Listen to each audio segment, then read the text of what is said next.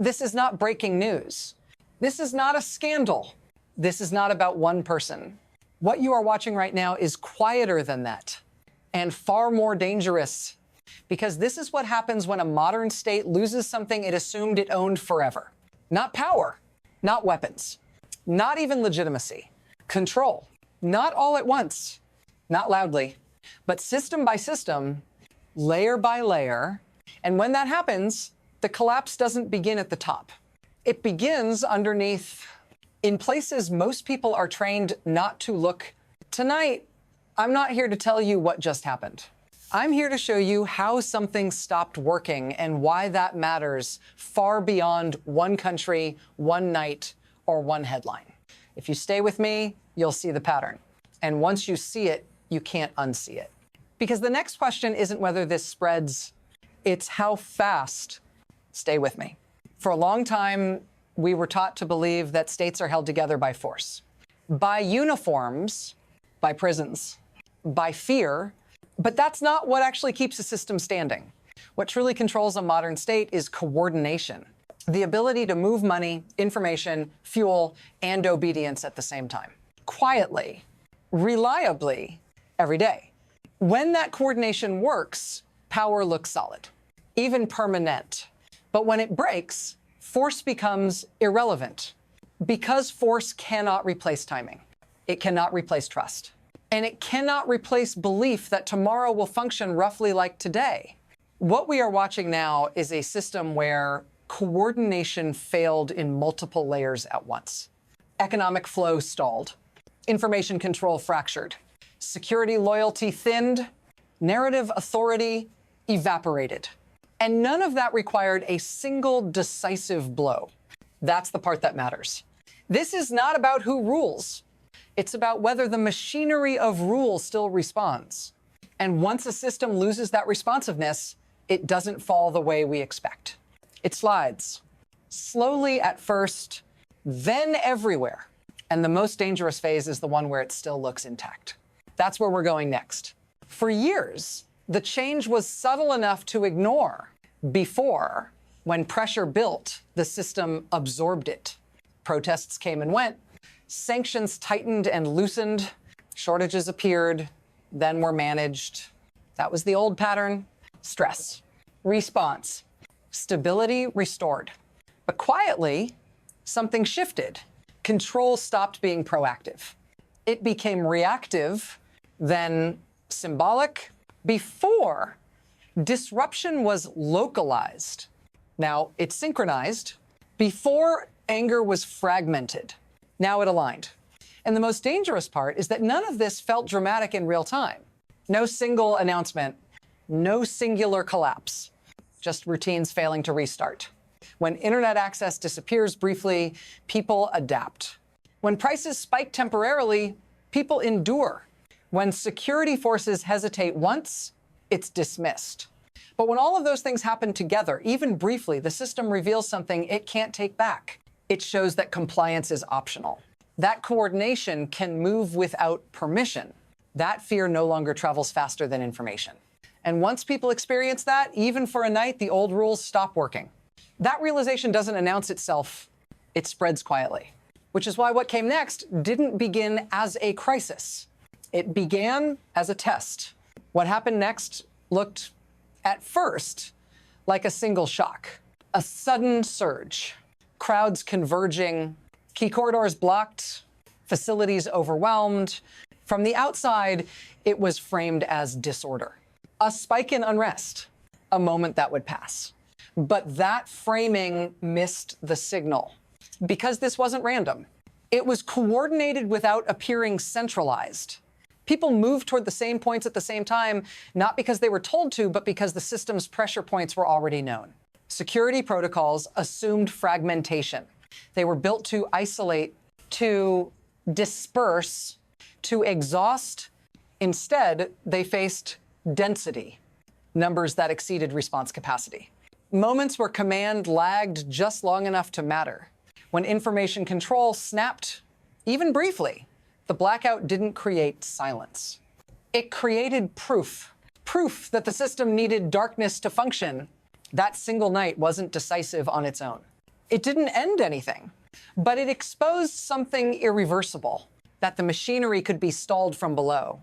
If this pattern feels familiar, stay with me. Because the shock wasn't the story. The mechanism behind it is what you're seeing isn't chaos. It's load failure. Every system like this is designed with an assumption that stress will arrive in pieces. A protest here, a strike there, a digital disruption somewhere else. Each one can be isolated, contained, punished, but the mechanism only works if pressure stays sequential. What changed is that pressure became concurrent. Economic flow stalled at the same moment information escaped control. Security forces were deployed while unsure they'd be paid. Orders were issued while loyalty was no longer guaranteed. That's the hidden mechanism. Not bravery, not slogans. Dependency. The system depends on uninterrupted cash flow, on digital silence when needed, on fear traveling faster than coordination. When those dependencies fail together, power doesn't crack, it liquefies. The people who benefit from the system are insulated at the top. They move assets, they secure exits. They wait. The damage is absorbed below by workers unpaid, by enforcers hesitating, by infrastructure left undefended. This is the moment most observers misunderstand. They look for a turning point, but this isn't a turn, it's a slide. And once a system enters this phase, it accelerates even when nothing new happens. Which brings us to the second shock. The second shock didn't arrive slowly. It arrived compressed. Supply stopped moving. Money stopped circulating. Orders stopped landing. Security units waited, then waited longer, then didn't move. Facilities that were meant to intimidate became static, then exposed, then irrelevant.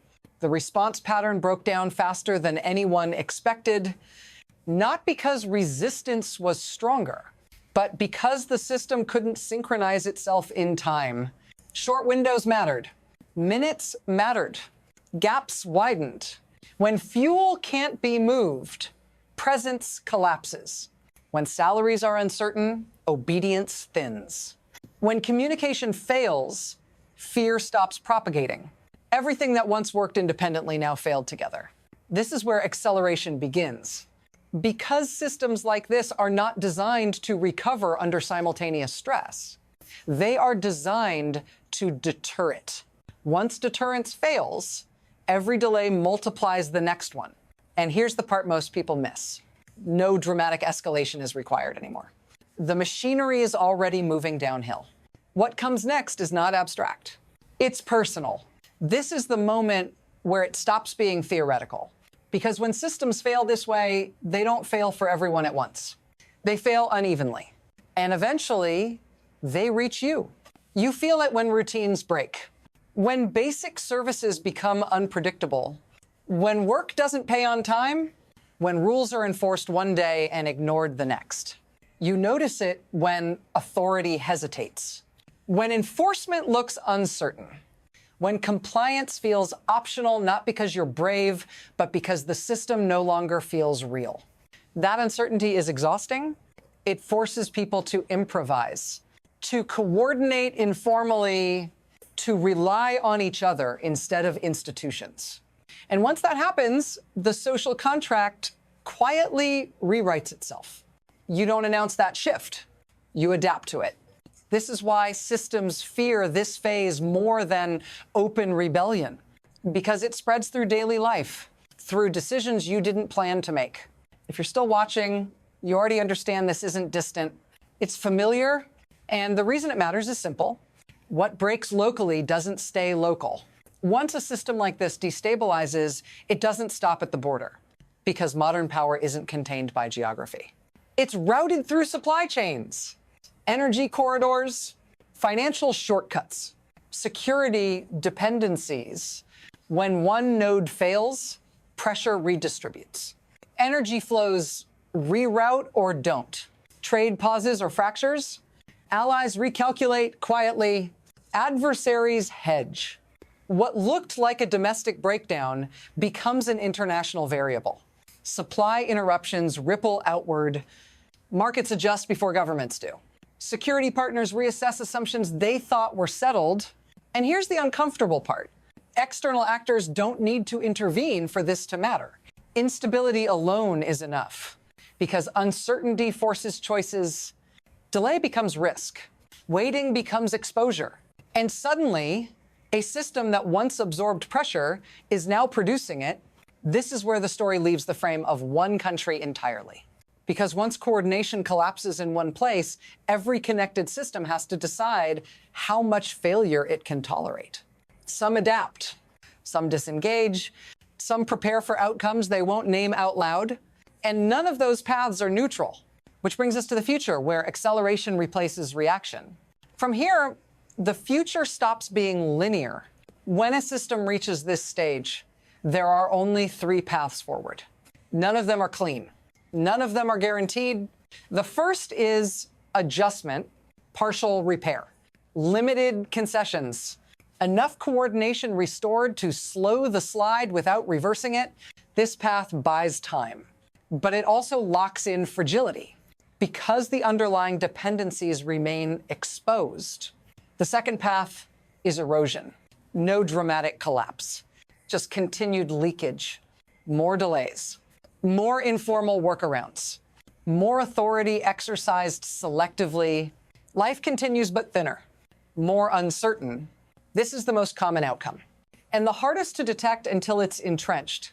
The third path is rupture, a sudden break triggered not by intention, but by accumulation.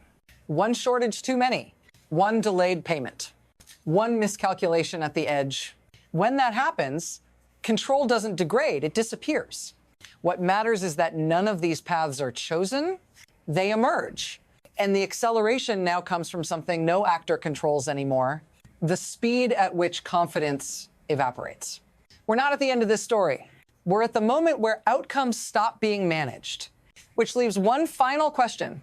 There's a temptation at moments like this to look for resolution, for reassurance, for the comfort of a clean ending. That's not what this is. Because systems don't announce when they're finished, they keep operating just badly enough to normalize the damage. What you're watching now isn't an ending, it's exposure. A system that relied on silence lost it.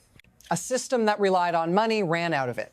A system that relied on fear discovered fear has a shelf life. And once those illusions are gone, they don't come back. The danger isn't what replaces the old structure. It's the gap in between the period where no one fully controls the outcome, but everyone feels the consequences. That's where history accelerates. Quietly, relentlessly. If you're still here, it's because you sense this isn't isolated. It's not exceptional. It's not finished. The question now isn't who wins.